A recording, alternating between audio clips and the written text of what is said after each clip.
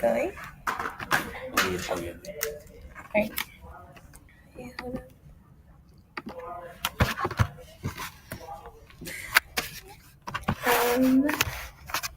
The Civil War split women in the United States into the two main groups, the Confederacy and the Union, fear as well as excitement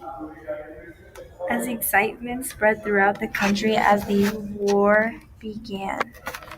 People were still in disbelief that a war was currently taking place. During the war, women either stayed at home, were nurses, spies, or were dressed as men to be part of the war themselves.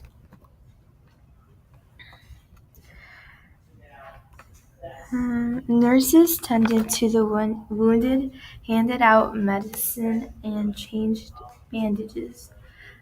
They also passed out supplies, wrote letters for soldiers, and even read them to the soldiers.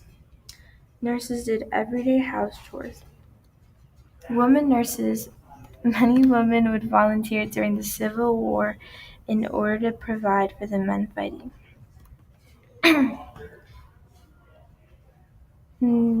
Nurses had better insight on how the war would injure the men. It was quite horrific and hard to treat big wounds and severe injuries. A nurse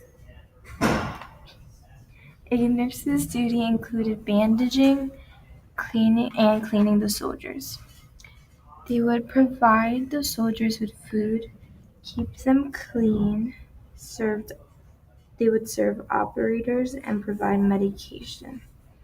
Nurses were very beneficial and held the soldiers back.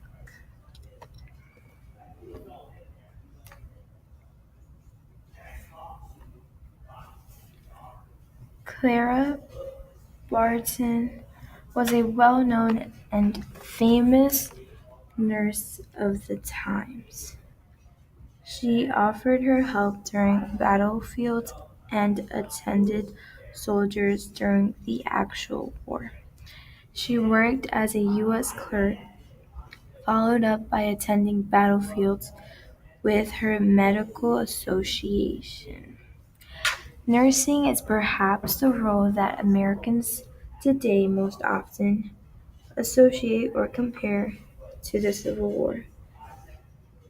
In part of the fame of Clara Barton, she was later a founder of Surgeons initially discouraged women from serving the wounded and ill in any official capacity. Nursing was difficult and a difficult type of work, and women had to demonstrate that they could do the job. They also had to prove that they could function during dangerous and hard environments, full of many males that were strangers.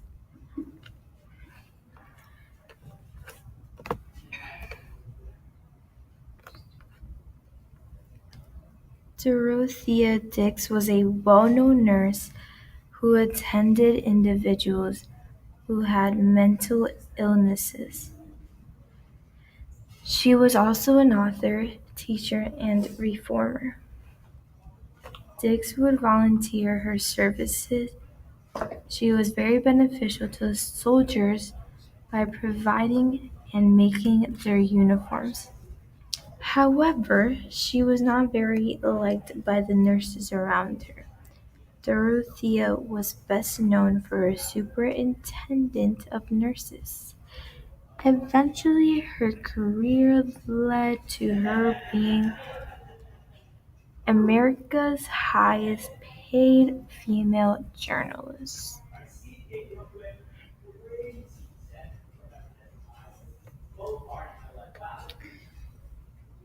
Women were designated to help and be there for soldiers. For example, a woman's duties included cooking, sewing, feeding, nursing, and other things. Most of the women would make their uniforms and supply their soldiers with supplies or even attend them during the actual war.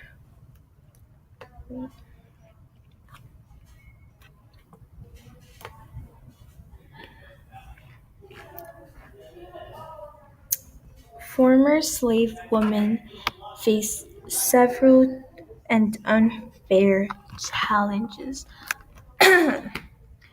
Women worked for the Union Army as laundresses, seamstresses, nurses, and hospital attendants. They did not have as many options as men did. Women with young children had trouble finding work and were seen as burden. Women and children made up the majority of the inhabitants of contraband camps. Women also tended their own gardens at camps, raised chickens and hags, and sold baked goods. And they would also be cooking, cleaning, serving meals, and laundry.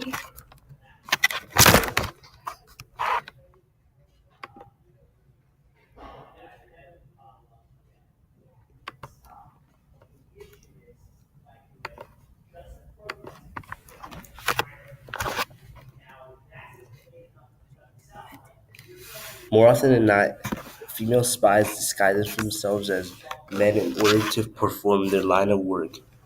Women spies gathered information about the enemy's plan size, troop size, fortifications, and supplies. They smuggled goods such as medicine, ammunition, or weapons. Creatively, they hid these goods wherever they could, such as in skirts, baskets, packages, or even dolls. Being resourceful meant thinking outside of the box, which is exactly what these women did.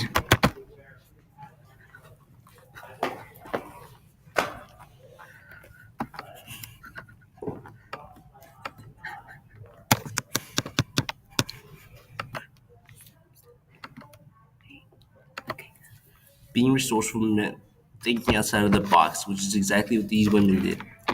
Women were perfect for the job because they used their beauty to lower an enemy's guard and having them fall in love. They were viewed upon as non-threatening and could easily be trusted. Most female spies at the time who were acknowledged were white, unmarried, attractive, charming, and intelligent, just the right qualities to have any man catch eyes for them.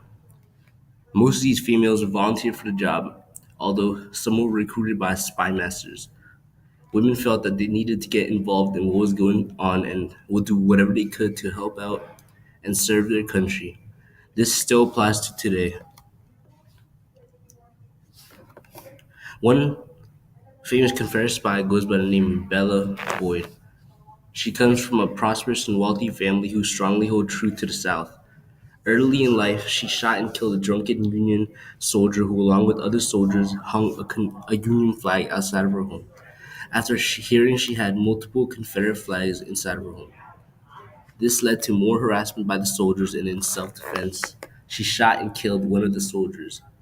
There was no backlash for her actions. This began her career as a rebel spy at the age of 15. However, this did put her under the microscope of the Union Army and guard named La Belle Rebelle. She acted as a courier and infiltrated Union camps to eavesdrop.